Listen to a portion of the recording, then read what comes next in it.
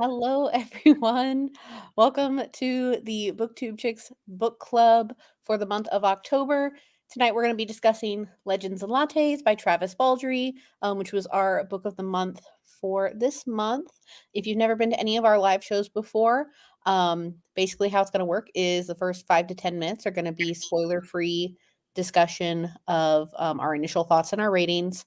And then for the next 30-ish minutes, we'll be doing spoiler-free discussion. So as always, I'm here with the other Booktube chicks, Kathleen and Desiree. And I'm going to go ahead and let Kat start since you're next to me. Do you want to go ahead and do your rating and initial thoughts? Okay. Hi, I'm Kathleen, and my channel is For the Love of Books. I liked the book. I didn't love it though. I thought it was a little bit, I wouldn't say dry. I just thought it was a little bit uneventful and a little boring. So I did give it 3 because it was cozy. So this is, I think it's considered a cozy mystery, and it was cozy, but I feel like it was too cozy. Just not a lot of things happening. So I did enjoy it. I got through it, but I didn't exactly love it, so I did have to rate it 3. Hi, my name is Desiree. You can find me at LibriLabra on all the things like Instagram, YouTube, X, TikTok. And I also gave it a 3. I did like it. I enjoyed it. I do understand the coziness of it, but I don't want to use the word boring because like things definitely happened, but it was very low stakes. And the book says that it's like high fantasy, low stakes. And so I totally get that. And I think whenever this was like super going around, I don't doubt that like that's exactly what everybody needed. But at this time I think I was looking for a little bit more, but yeah, 3 stars. I did like it. And my name is Chloe. You are all on my channel, and you can find me at Brunette Bibliophile or Brunette Bibliophile on various social medias. I give this book 5 stars. And this was my pick for the month. And some of it was because of the hype that I wanted to read it. But I was really interested in the whole cozy fantasy genre because it is something that is relatively new. And if you know me, you know I don't read a lot of fantasy or high fantasy.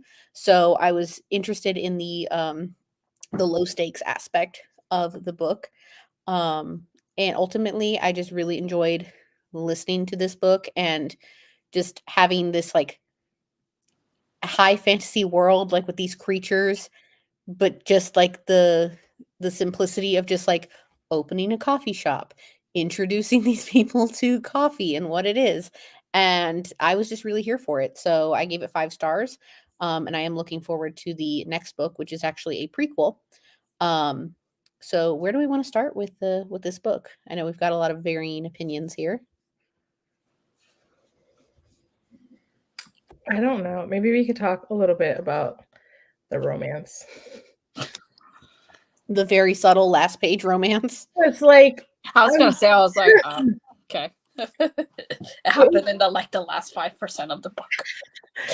I think that was the thing too, right? Like I know she's opening up a coffee shop. I kind of liked seeing the steps of that, like how they kept updating the menu and how more people were coming in and like stuff like that. But I think I was expecting the romance to unravel a little bit more and be more obvious.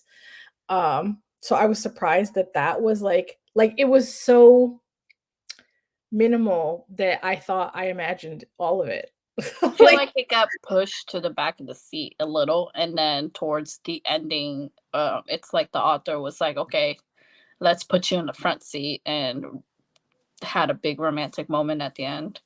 And I get that it's not a romance, like, I understand that, but I guess I expected it to be a little bit more obvious than it was. Yeah. I feel like the whole book, there's a reason why I feel like the author put the romance such in the back of the seat, in the backseat, just because I feel like she wanted to more focus on, Viv opening up her shop and her going through the struggles of opening up a coffee shop, something that is a novelty for so many of the residents of this area. They don't even know what coffee is. And like the first day she opens, she has no customers except for maybe like one pity customer who comes in. And then her trying different strategies on how to introduce customers to coffee. And I enjoyed her process of where she started to where she ended up, because it was just interesting to see like the struggle, and then her learning from her struggles and her mistakes, and eventually ending up where she is. Like I like, for example, that someone suggested that she should have something to eat, like not just coffee. And then she hired this little baker person, and the baked goods were really, really popular, I forgot. and it brought people to the store, and in turn people were willing to try the coffee because they already had the baked goods that they're there for in the first place. So, and then also in the beginning, she decided to give out free samples of coffee, and I thought that was interesting too. I liked that idea. It's like sometimes you got to take a hit in order for your long-term success.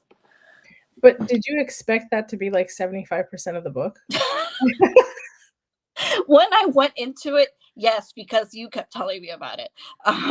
When we first started talking about this book, when Chloe picked it, and it was a cozy mystery, and then I found out it's about an orc who's trying to open up a coffee shop. I didn't realize it was going to be 75% of the book, just her operating the coffee shop and all the ins and outs of that. I thought there would be more of a cozy mystery, like the mystery part of it, but there wasn't. But and then you told me that a lot of the book is her serving coffee, and I was like, oh, okay, great. But I mean, like I said, I did enjoy the cozy aspect of it. I did enjoy her, like, seeing the business aspect of her growing her business, and her making friends, not just growing her business, but her making friends with all of these people who are coming in. But I felt, and it's like you said, I feel like boring is a strong word, because it wasn't boring. It was just uneventful, is the word I'm trying to say. I thought there would be more to it. So Yeah, I really liked it in its simplicity, mm-hmm. because I mean, I will read some high fantasy, but it's not my preferred genre, and I don't know why, if it's because like it's too complicated or what, but like just the simplicity of this, I'm like, all right, we're opening a coffee shop. I feel like, Yeah. I feel like this would be a great book to read after like a really heavy book. If you read a book that's really, really heavy, especially like not just high fantasy, just a book that's has heavy topics, or something that made you like really upset about or really excited about, just something kind of like what you guys call a palate cleanser. I feel like this is a great palate cleanser. If you've read a really, really emotional book before, it's kind of a great book to kind of wind you down for you to move to your next book. But yeah. So something that I thought was really interesting is that Travis Baldree has worked on video games before, and he's also an audiobook narrator. So that's why he was the one like narrating the book. And like, I can only think, not that it doesn't happen often, but I can only think of one other circumstance where the audiobook narrator wrote the book, and that's with a Julia Weiland book that I read. But I liked that aspect of it, that he was reading his own work. And I feel like what the book did really, really well is that it actually felt like playing a video game to me. Like, whatever I feel when I'm playing Animal Crossing is kind of what I felt like when I was reading this book, where if you try to explain Animal Crossing to someone who hasn't played, it's really hard to get them invested, because people will always say that sounds so boring. Because it's just like, you're just like running around and buying clothes and decorating your house, and like, you're doing all these mundane things. But I have lost many hours in Animal Crossing, talking to my neighbors, picking flowers, planting things, so it kind of had that vibe and that feeling to it. And I think a lot of the feelings behind those kind of vibes, like Animal Crossing and this, I mean, think about when Animal Crossing went popular at the height of a global pandemic, and we all needed something very calming. Well, Now, I don't know. Animal Crossing was definitely popular before that, but it did blow up during Well, the yes, but like the new one, the newest one. But I'm not sure. This was self-published before it was picked up by Tor, so I'm not sure when it actually came out. But like, it got TikTok popular, right? Yeah, I Okay. think so. But it's like what you were saying. Like, it's it sounds so boring, but like it's such a calming effect. And maybe it's just like me thinking as an accountant person. Did he save money? Like when authors narrate their own audiobooks, because to produce an audiobook, it's actually quite expensive, because of you have to hire a studio and you have to hire the actors. It's a lot of money to put into to produce an audiobook. So my question is, when the authors narrate their own books because they're saving money, Are they saving money, or should are they getting paid the same Yeah, as? that's what I'm saying. Like, I feel like they should be getting paid for that. I mean, I agree, but but you know what I mean? Like, I don't know. But I guess because he had the backing of a publishing company who probably fronted that money to pay him what a normal narrator actor would get paid. I'm thinking like maybe in terms of when he wasn't picked up by a publishing company, if he had the opportunity to do an audiobook as an indie published author, I wonder what the finances look like. Also, what I thought was interesting was this was like a NaNoWriMo book. Oh, is it Was it really? really? That's funny. That's okay. I have one of my Pop Sugar challenges was to read that, and I ended up doing something else, but like I had no idea.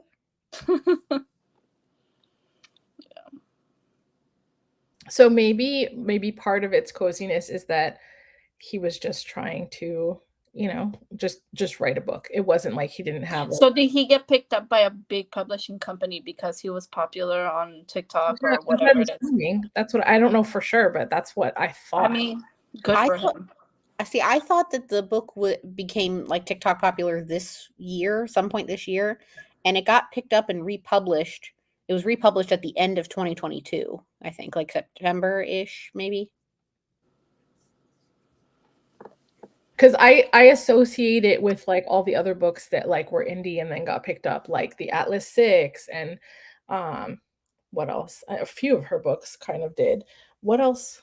Like the Hades and Persephone thing that we're A Touch of Darkness, like stuff like that. I don't know if that got picked up by another publisher, but it's now in like bookstores where it wasn't before. I think it's just it depends on like the popularity. I don't think, well, it might have been picked up by Bloom, but I'm not 100% sure. But I think a lot of the indie stuff that ends up in bookstores depends on, the huge popularity of it or not. Now, at the end of this book, there's a short little like prequel story, which I did read, but I didn't get like a lot from it. The book that is coming out, Bookshops and Bone Dust, is a prequel. Do you guys think you're gonna read it? I've already pre-ordered it, so yeah. It depends. I don't know. But wait, I don't know if I read the description. Is it like the same thing but in a bookshop? I don't think so. I think it's definitely following her when she's still in like the war army, whatever. But I don't think it's like the exact same thing. Hold on, I'm looking it up.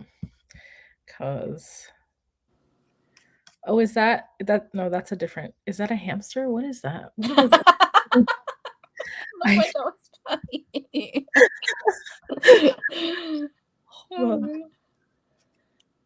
It's some kind of a mouse. A mouse and an owl dog? What? Well, I mean, wasn't whatever the baker's name was also a mouse? I can't remember what. I don't even remember what the mouse was called.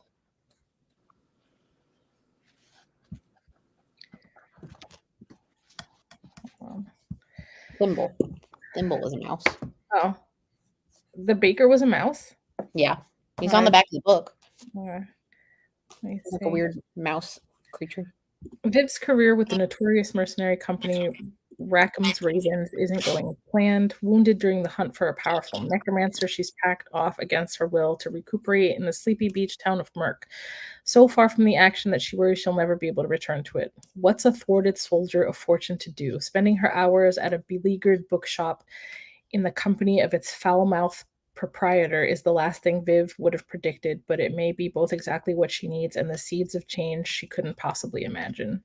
Still, adventure isn't that far away. A suspicious traveler in gray, a gnome with a chip on her shoulder, a summer fling, and an improbable number of skeletons prove Merk to be more eventful than Viv could have ever expected. So maybe it'll be more eventful. I don't think that's a hamster. I think it's a mouse. Because it looks like it has a long tail, and hamsters have little stubs. Oh, yeah, true. Tails. Okay. Just a second. I mean, this one doesn't say low stakes on it, so... Oh, no, wait. No, that's about Legend of Lattes. I can't imagine that it would be like any more super high stakes than this one. I mean, even just based off of that description.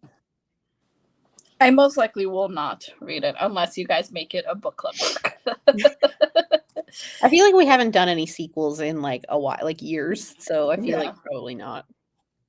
Yeah, but is it a sequel or a companion? Is it following Viv? It's a prequel. It's still following Viv, but it's a prequel. Oh, okay. I think if we don't get assigned it for book club, then I may do as Kat suggested, and I'll save it for after an emotionally taxing.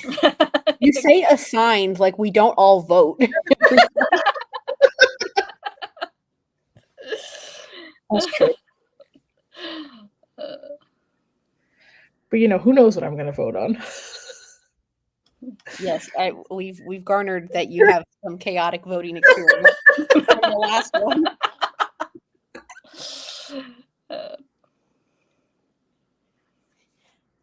I think House of Salt read this, and I kind of feel like maybe we should watch that after this. Should. That can be our... Do what? I think, I'm not 100% sure, but I think House of Salt read this. So they had a discussion about it. And I was just saying that I think we should watch that after this.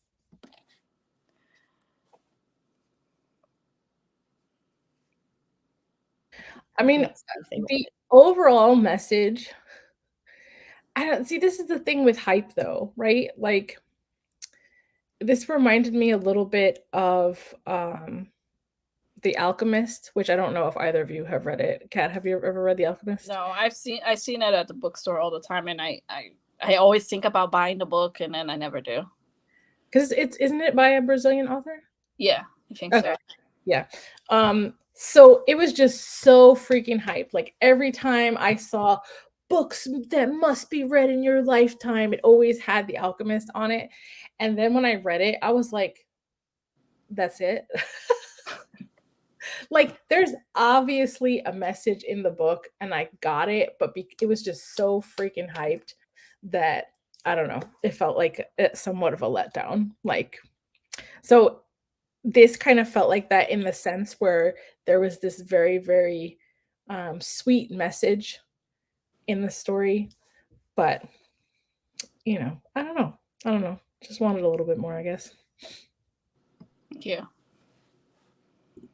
Well, I definitely think for the season of like of autumn and trying to find those fall vibes, I definitely liked it. Is there anything else we want to talk about with this book? I mean, we can keep talking about it. what I'm trying to think of what the recipes that Thimble, because he made like He made a cinnamon roll, cinnamon roll. and I gotta find one of the menu things. I also like. I don't know if you guys happen to physically look in the book, but whenever the menu got redone, it looked like this. You can't. There we go. And I really liked how, like, it was written out like that and really nice. Okay, coffee, latte, any drink iced, cinnamon roll, something they called thimblets, which just says crunchy nut and fruit delicacies. So I don't really know what that is. And then midnight crescents, buttery fold over with a sinful center. So like a croissant, but I don't know what's in the middle. I don't know if there was any more food. I gotta see if there's another menu. Oh no, that was the last menu in the book.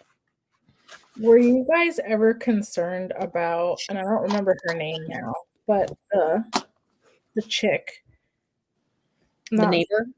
No, not the neighbor, the chick that was working at the cafe. Oh, because she's a succubus? Mm-hmm. Were you No.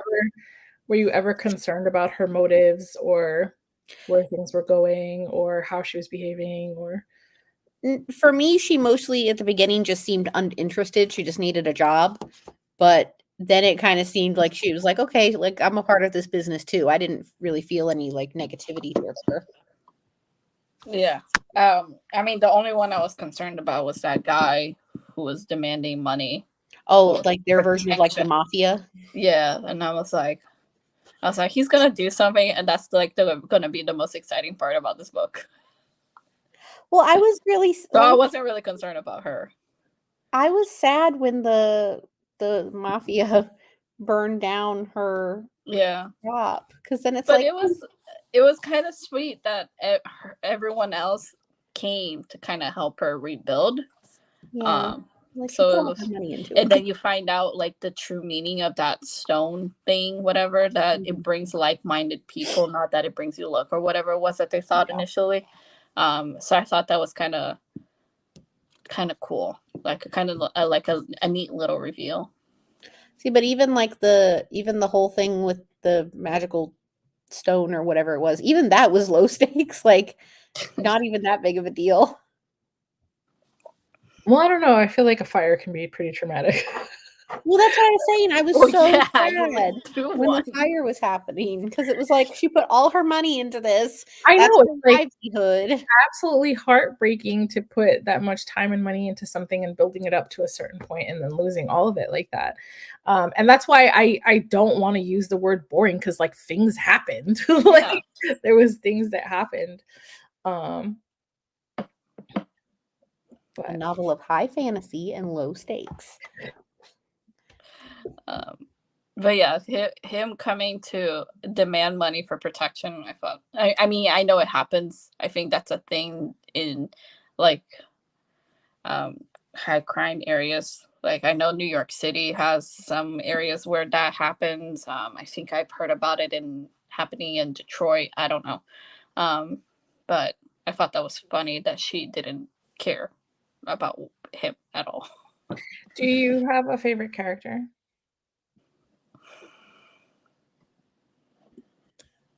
I don't think I have a favorite character. I just liked how she kind of built her own like found family from like the guy who helped her build it. I think that's my favorite character. I don't remember his name. I think his name is Cal. Yeah, I think so. He was my favorite character. I liked the baker. Just because he was like there just to hang out, not do anything. And then she was like, will you bake for me? He's like, sure, whatever. And then he just accepted it. And I was like, I like that chill. But I love how like obsessed he was with coffee. He was always Mhm. like, I want another coffee. But like imagine having to bring coffee to the masses or like having to explain what it is and people are like, what is this dirt water that you're like that you're making? Here's the thing. This book was I feel like everybody was respectfully accepting of something that they never heard of, because it doesn't always happen. Like when different cultures bring different foods to new areas and people are like, that looks disgusting or whatever. There's a whole, like, I follow this lady on TikTok and she talks about, being respectful of other cultures. Just because you don't like it doesn't mean it's ick. Don't ick on somebody's yum kind of thing. So I like that this book just focused on these people being, I don't know what this is, but I'm going to respectfully try it and not be a dick about it if I don't like it. So it was interesting to read people being willing to try something that they've never heard of in their life. And I'm sure if you ever tried coffee for the first time, I feel like coffee, unless you put a lot of sugar and cream in it, it is an acquired taste. Because I remember the first time I ever tried coffee and it was plain black coffee and it was disgusting and the grossest thing. And I did not understand why adults drank it. And then Starbucks made it popular and acceptable. So now it's a thing. It's a popular thing to drink, but so yeah. I feel like that's giving Starbucks a lot of credit. Cuz in my family, we get little kids like I remember having coffee in my bottle. Which is like not the best thing, but like it just Cuban coffee to me is like in my blood. It's just like it definitely has a ton of sugar in it. But like No, I all don't. through Well, I high don't know school, about that was Cuban my coffee, but breakfast. Like all Brazilian through high coffee. There's school. a reason why we have tiny cups and not the big mugs that Yeah, Americans yeah, like to yeah, use. yeah, yeah, 100%, 100%. Because American coffee is It's so so watered watered down down. and Oh, no caffeine in it. I know now why Americans like to drink the giant tumblers of coffee, because their coffee, you literally need a whole tumbler of coffee to get like one little tiny kick of what a Latin American coffee is. I agree. I agree that Oh. American coffee is like super watered down. Like I can't. I am very white, so I don't know anything about what you guys are saying. Girl, if you ever want to wake up, like If if you you need a ever kick, want an authentic Cuban coffee, please let me know. yeah, if you ever want a kick, if you're just tired, you need a kick, you need an authentic Hispanic coffee. Because that will wake you up and not let you sleep for the rest of the day. I call it jet fuel. I used to be like, I need my jet fuel for the day.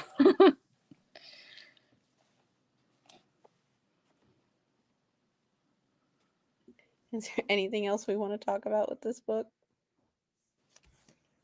You said you didn't have a favorite character. Only me and Kat do. I mean, I kind of liked I can tell you who I didn't like, which was the guy who kept coming in and just sitting there and not like ordering anything or whatever, just sitting there for hours on end. He kind of irritated me until he turned around just a little bit. Yeah, but like music or something? what? Was it the same person? Didn't somebody used to write music or write something? Was he a student? No, the guy who was playing music, I forgot about him. He no, the person who irritated me was a student, but I think he studying like ley lines or something like that. But he would just come in and they'd be like, "Are you gonna order anything?" He's like, "Well, I don't drink hot drinks." So it's like, "Why are you here?" But I liked how it was kind of like the origin of like what coffee shops are really used for at this point, which is coming in and studying or working on whatever you need and having a drink or whatever. I thought it was like kind of sad that the little old lady, I guess was the neighbor or whatever, she came in and ordered a coffee and then just left it. Like I wanted her to at least try it. Like, damn lady, like thanks for At the least you supported the shop.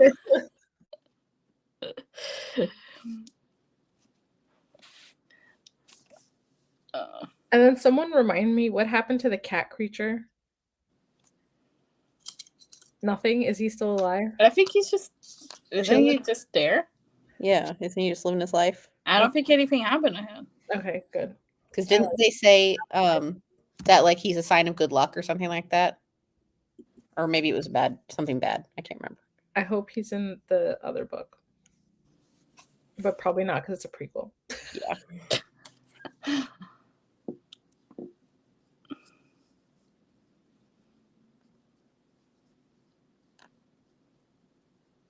Do you think there will be another subtle romance for Viv in the I think it's actually interesting that this is about Viv. I wonder how many, like, books on Viv he's gonna write. Well, it said that there was a summer fling in the Oh, okay. prequel, Hmm, so there probably will be some type of romance. okay. Do we know, what Viv's preference is? I'm not sure if it was ever mentioned. Okay.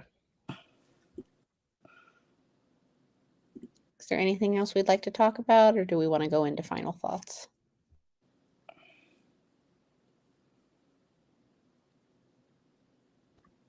I don't know if I can think of anything else, so Okay. you guys Well, know. Kat, do you want to go ahead and start with your final thoughts? Sure. I liked the story. I didn't feel like that there was so much happening to it. So I did give it 3 stars. The characters were fine. The story was fine enough. I enjoyed the whole running a coffee shop kind of aspect to people who'd never heard of coffee, and introducing them to this whole new world of coffee. I thought some of that was interesting, and I liked the character dynamics, and them getting to know one another. But otherwise, I felt like the book was just not a lot of. And I don't want to say it's boring because I don't think it was boring. I just feel like it was a little uneventful. So I did give it 3 stars. I also gave it 3 stars. I mean, I did still like it, and, it's definitely got cozy vibes. It has a wonderful message. It's very low stakes.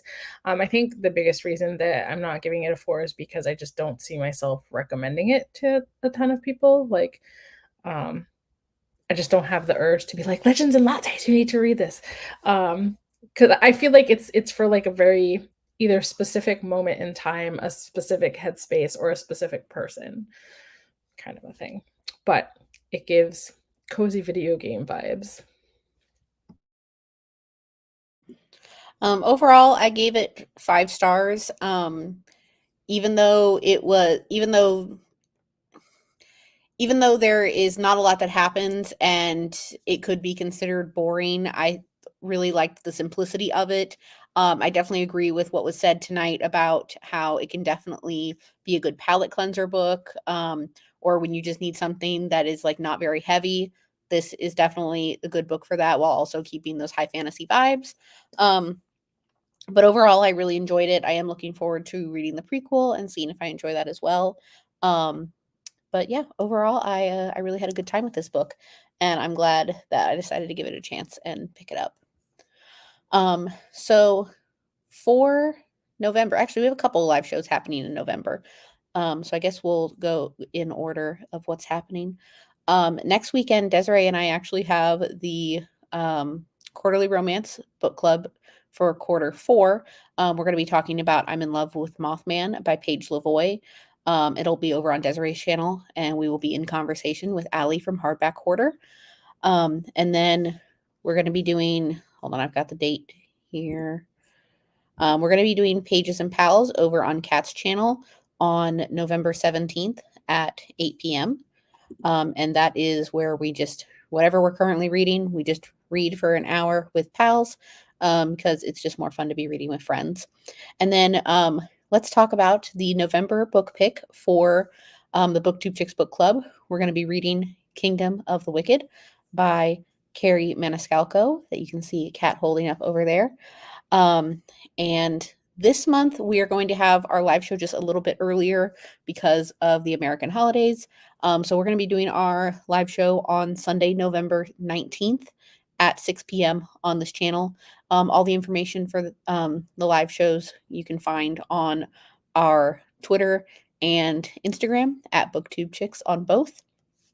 Excuse me, and at Quarter Romance on Twitter for the quarterly romance book club updates. But thank you all so much for joining us or watching the playback. And we hope you guys had a good time discussing Legends and Lattes. And we will see you all next month for all our live shows and to discuss Kingdom of the Wicked by Carrie Maniscalco. All right, bye.